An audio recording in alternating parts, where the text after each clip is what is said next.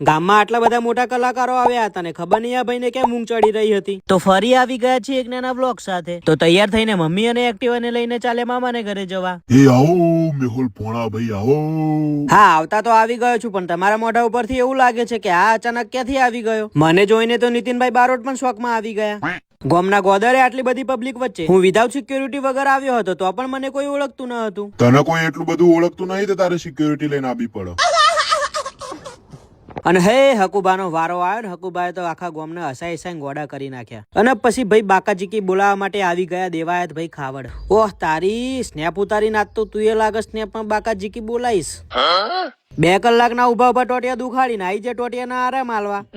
રાત્રે મોડું થતા આવા અમુક લોકો બેઠા બેઠા ઊંઘી રહ્યા હતા. હઈ પાડાઓ તમારી જિંદગીમાં ધૂળ પડી. એ હમી હોજ તમારે 100 ગ્રામ ગોઠિયા ખાઈને હુઈ જવાય. માય કાંગલાઓ હોય તમારે ડાયરામાં ના આવાય.